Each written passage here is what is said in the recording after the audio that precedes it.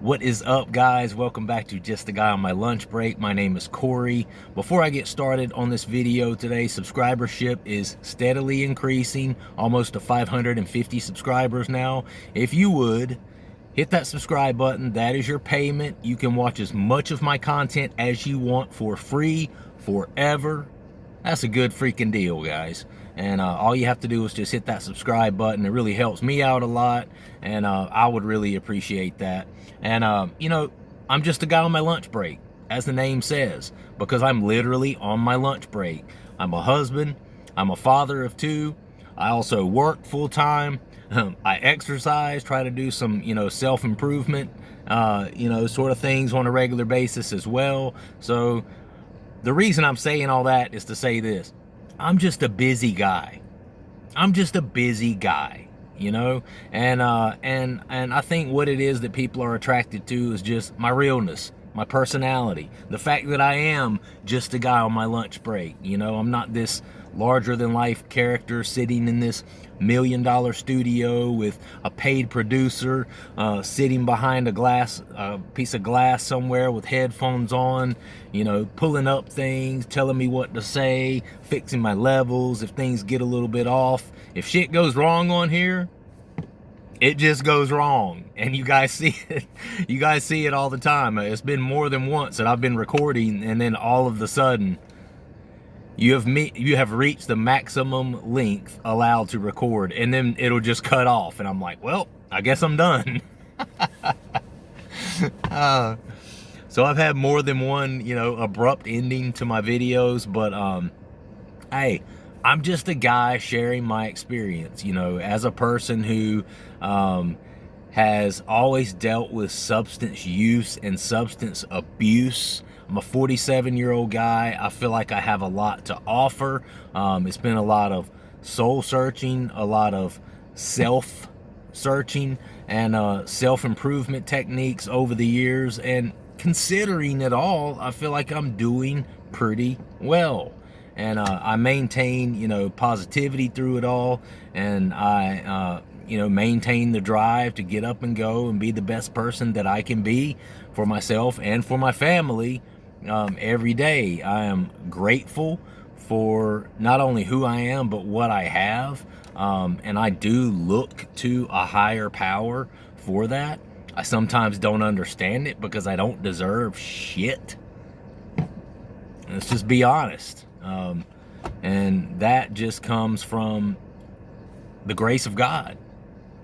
Even if you don't deserve it, he tends to bless you in spite of that.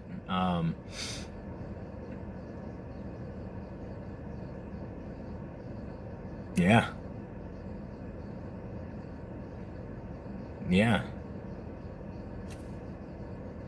Count your blessings. What are you focusing on in life? Are you focusing on all the things that you don't have? Or are you focusing on things that have been given to you that you are in fact taking for granted? Like a job, like the ability to pay your bills. A job when there are people out there who do not currently have a job. Being able to pay your bills when there are people out there that currently cannot pay their bills.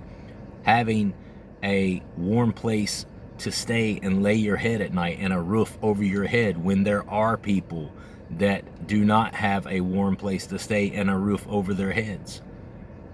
Food in your belly, food in the bellies of your family members when there are in fact people out there that are persecuted in their own country, in their own place that they live every day, and they're starving.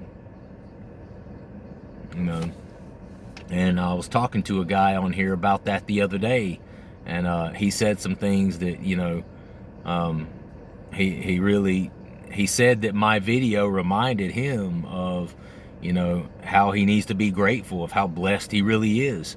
And all of the things that he has in his life that we tend to take for granted. It's just there every day. You wake up, you got a roof over your head. You wake up, you got lights on in your house. You wake up, you got hot water to take a hot shower. After getting out of the shower, you walk in and you've got, nice, hopefully clean clothes that you've washed in your washer and dried in your dryer that you can wear.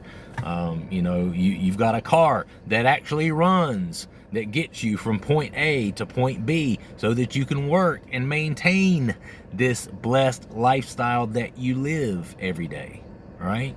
And what do we do? What do we do?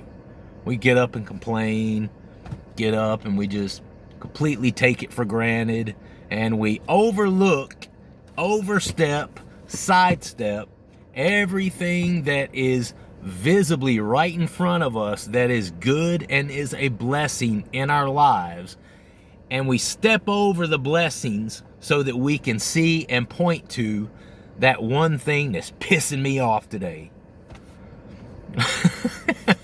You know, forget the roof over my head, forget the fact that I've got two beautiful children, forget the fact that I've got a loving spouse who cares about me, forget about the fact that I've got a supportive family unit, the fact that I've got a car, the fact that I've got a job, the fact that I have food on my table. Forget about all that. That dude cut me off in traffic today. Fuck him. I mean, oh man, the mindset is mind-blowing, to be honest with you. And so I just wanted to say that right out of the beginning. As you guys know, you know, there's very little planning that goes into this stuff for me. You know, what I am is a friend. What I am is a guy who loves life, a guy who is,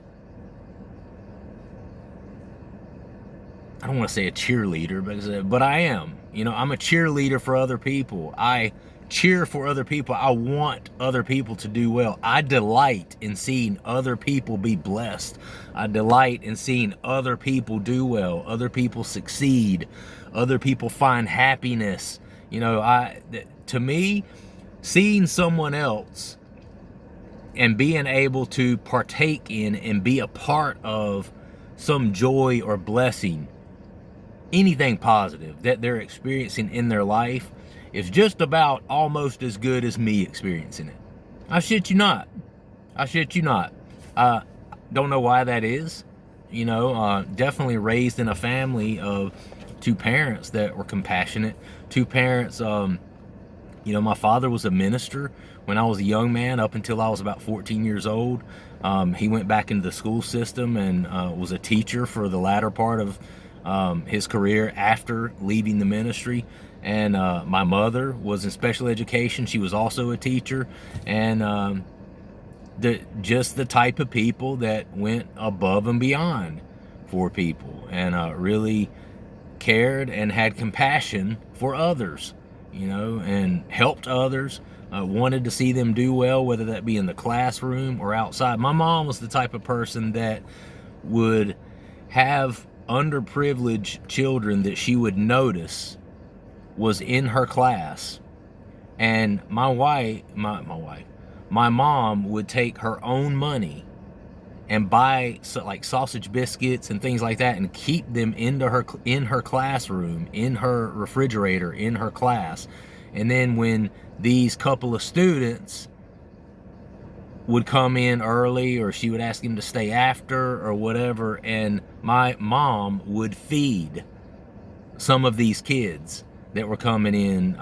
You know, obviously she kept it very down low and wouldn't embarrass anyone or anything like that, but that's the type of person that my mom was.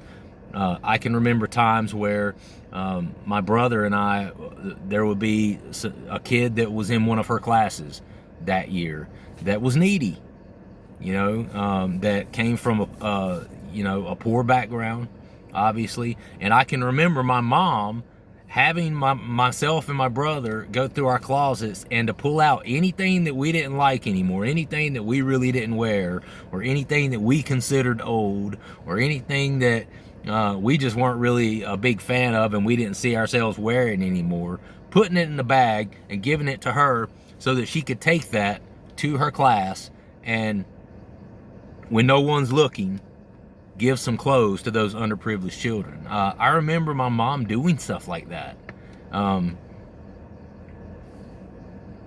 I think I just realized what it was. I think I just realized what it is, that causes me to be that way. But either way, I pull for people. I want the best for people.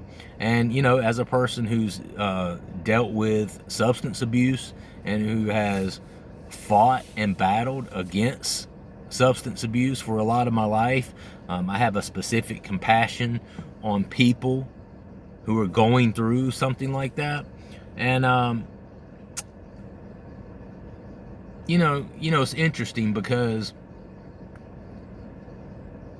a lot of people from the addiction community or the recovery community or NA or AA or whatever the program is, throw a lot of salt at me, throw a lot of hate towards me. I don't get it often, but every once in a while I do.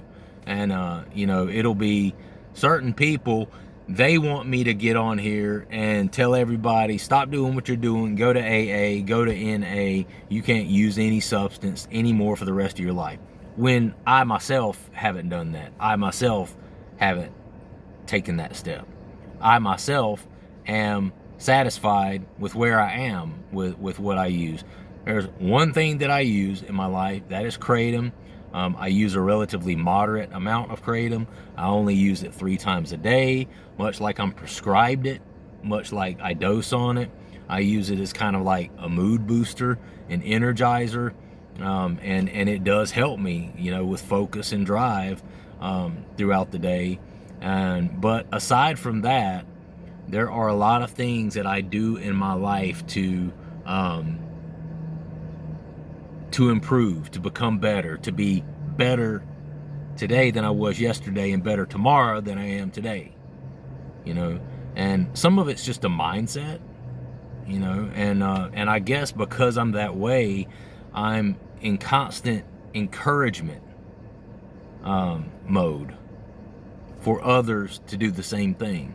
I think one of the biggest detriments that people have to their personalities and their character is a defeated attitude. An attitude of, I can't. Well, if you can't, then you won't. If you won't, then you won't even try. And if you won't try, guess what? You definitely can't. Did I just make that up? Damn, if I did, that was pretty good. I did just make it up. It's true.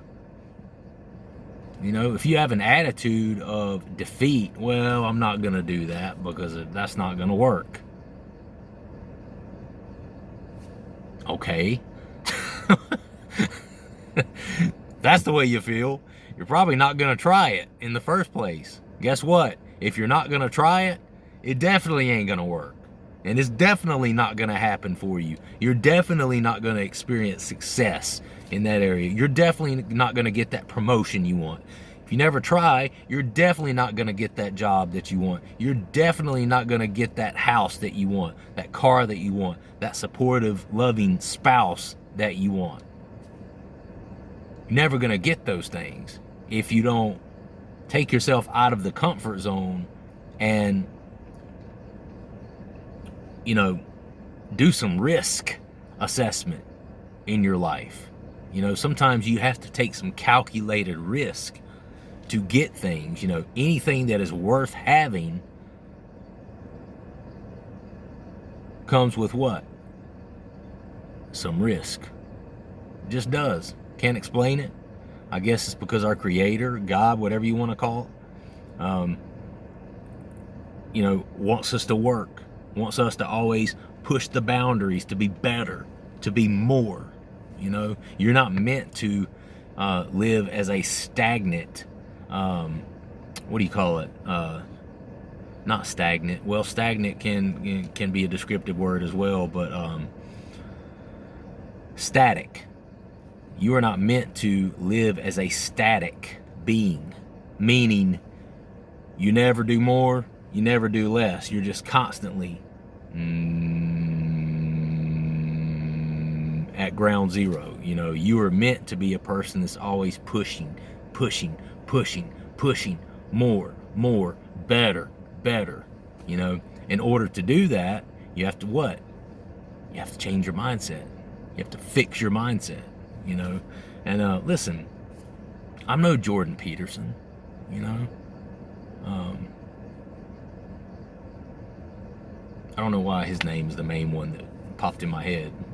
You know, I'm not going to philosophize and break it down and throw out all these technical terms. That I don't have a doctoral degree in psychology, or I'm not trying to be a psychiatrist or anything like that. A lot of the stuff I've learned is just by putting myself through it, you know, and getting up on the horse and then falling.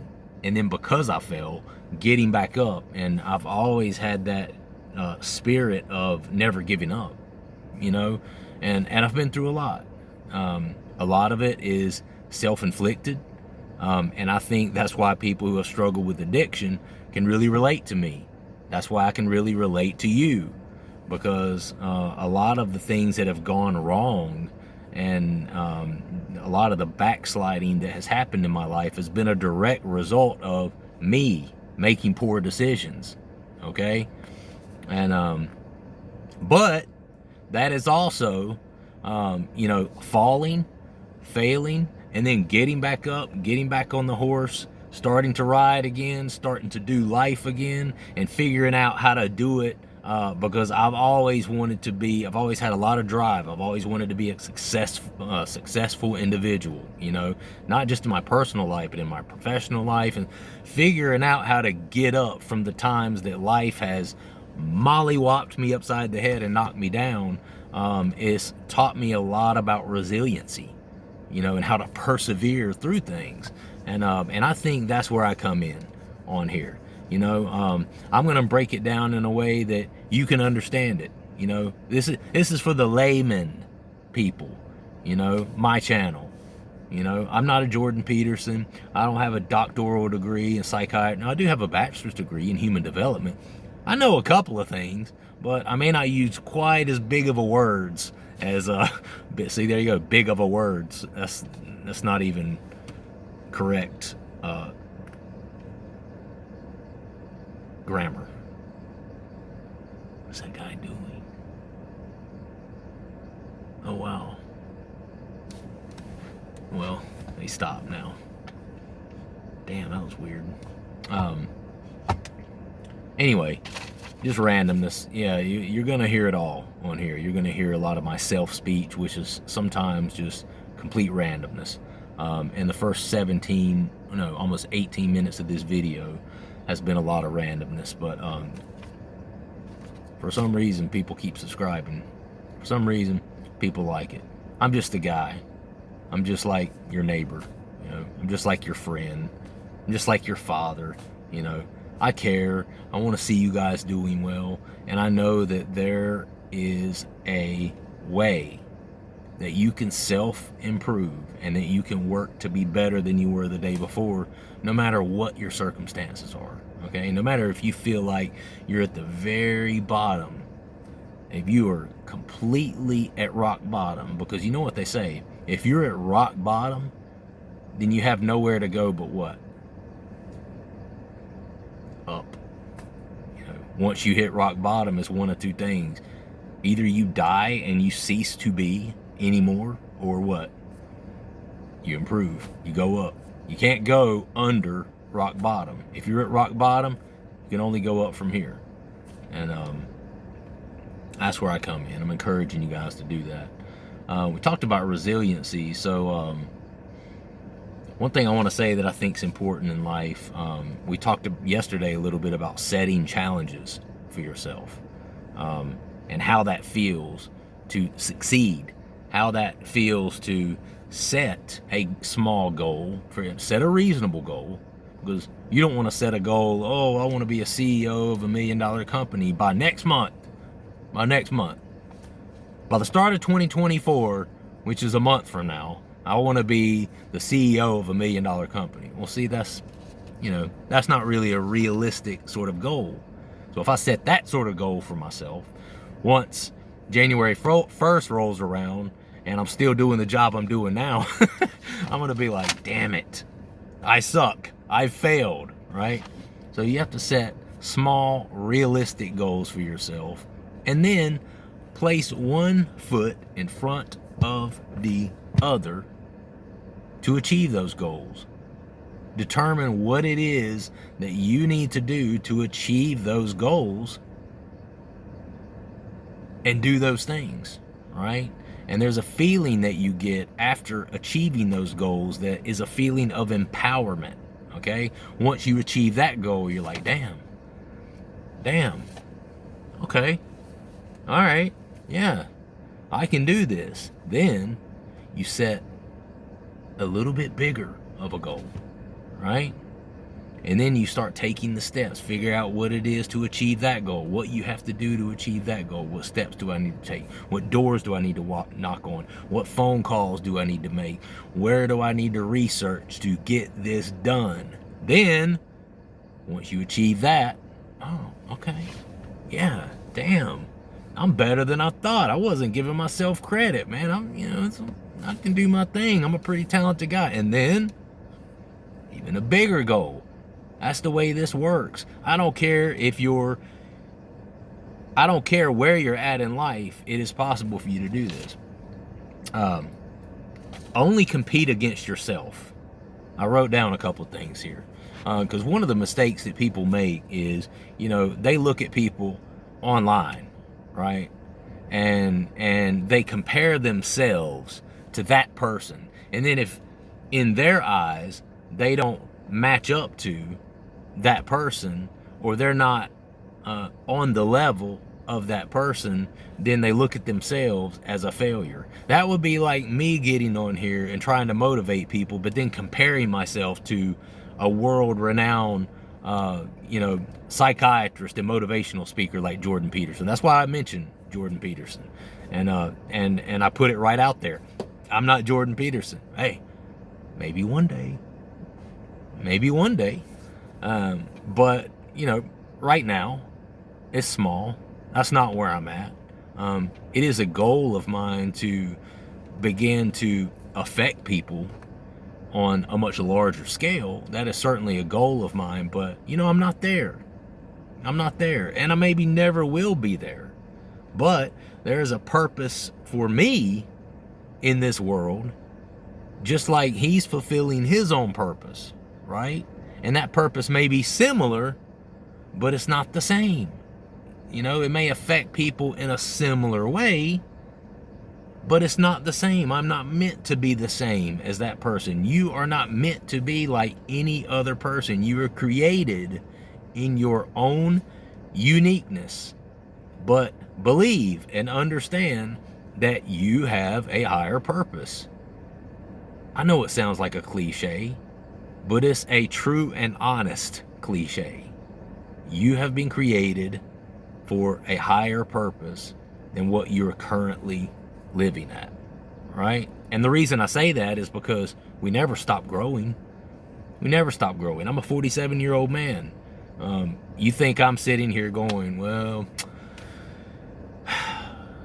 guess it's too late for me to do anything good in the world. No. I'll never feel that way. I know I'll never feel that way, and I'll be 75 years old and I'll still not feel that way. There's more that I can do, be persistent.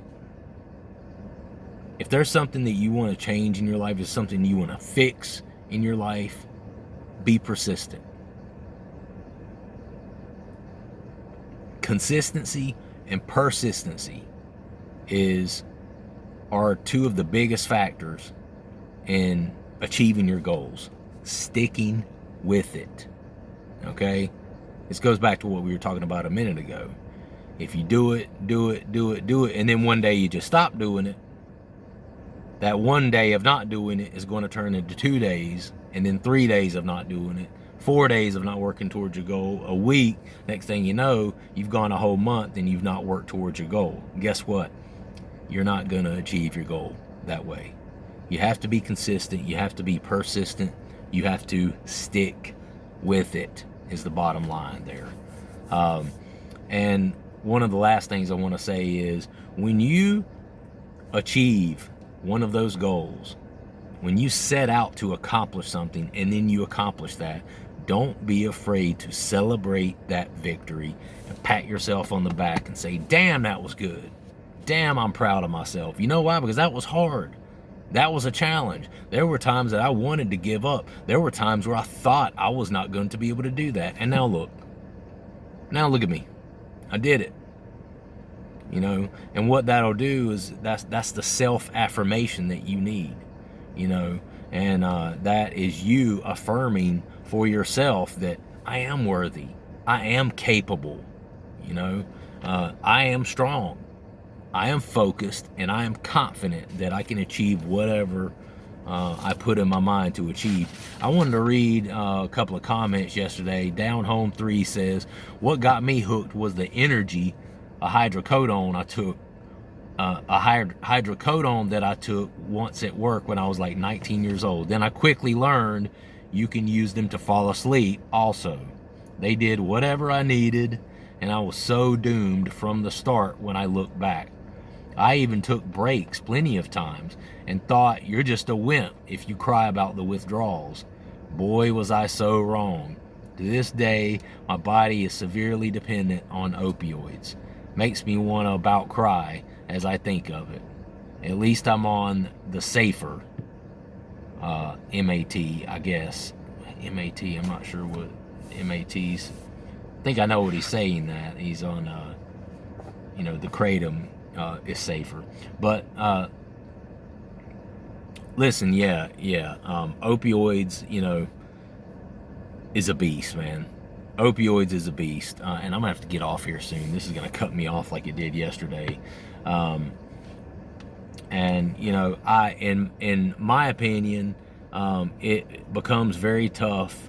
And again, I don't want to sound defeated, but it is very tough for people who have once been addicted to opioids to live free of them.